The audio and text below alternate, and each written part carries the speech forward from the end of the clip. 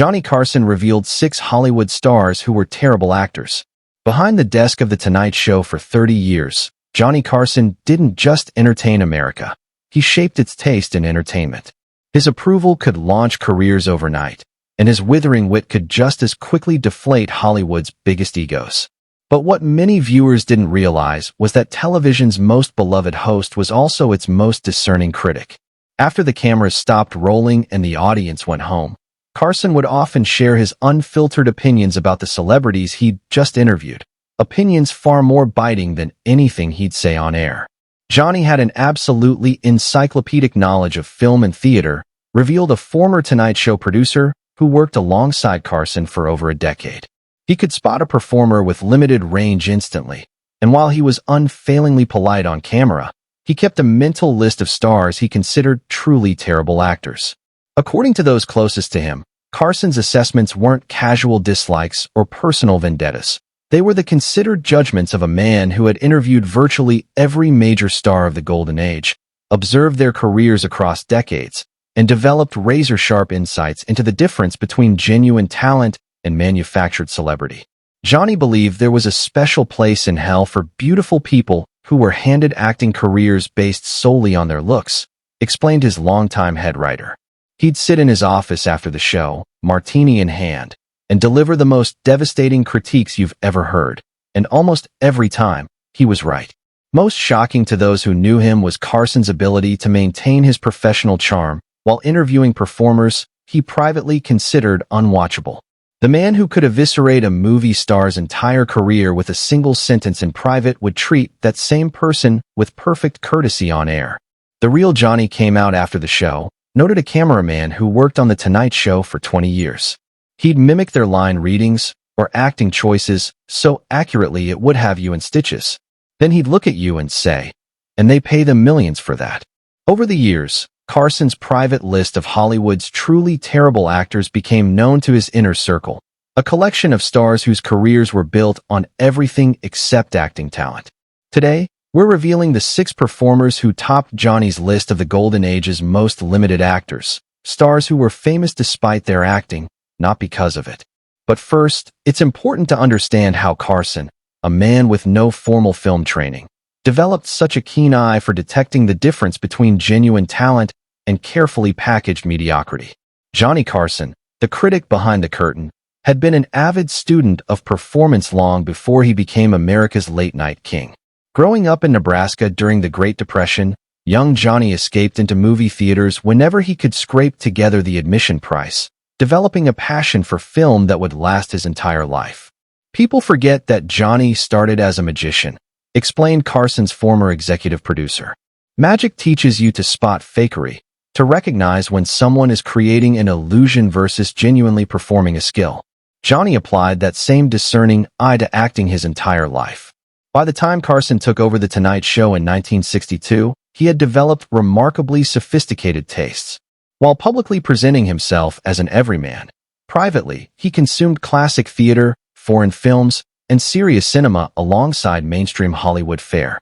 This background gave him a unique perspective when interviewing actors. He could discuss Shakespeare with Laurence Olivier, method acting with Marlon Brando, and physical comedy with Carol Burnett, all with genuine knowledge that surprised his guests. Johnny understood acting from the inside out, said a director who knew Carson socially. He recognized the difference between technical craft and mere celebrity and had absolutely no patience for beautiful people who'd been handed careers without bothering to develop actual skill. Carson's position gave him an unparalleled vantage point. For 3 decades, virtually every major star in Hollywood passed through his studio.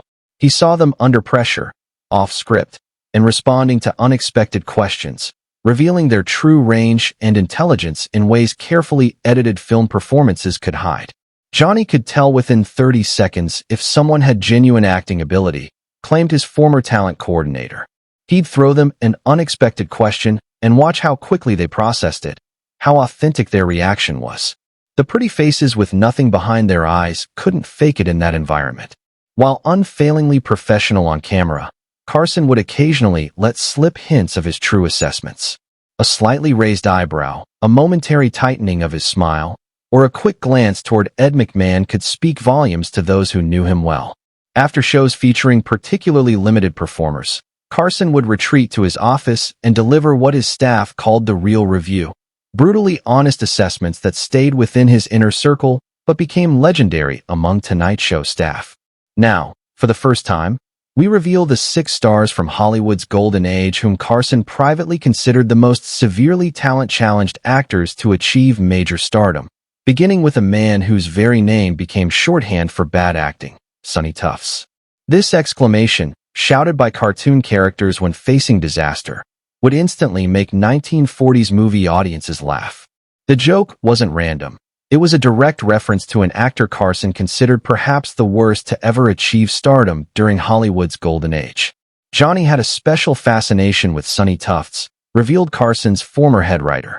He collected Tufts' performances like some people collect train wrecks, sometimes screening Tufts' movies for the writing staff just to demonstrate how someone so clearly limited could become a star. Sonny Tufts had the perfect pedigree on paper. Yale-educated from a prominent Boston family, tall, and conventionally handsome. Paramount Pictures signed him during World War II when many leading men were serving in the military, creating an opportunity for new male stars. What Tufts lacked, in Carson's assessment, was even a hint of acting ability.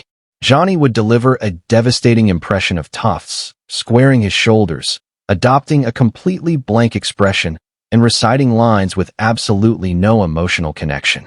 Carson frequently referenced Tufts in monologues throughout the 1960s and 70s, keeping the actor's reputation alive long after his brief stardom had faded.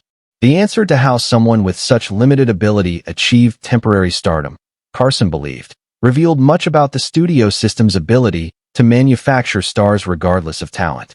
Paramount had needed leading men during the war years and had the marketing machinery to create them from raw material regardless of ability.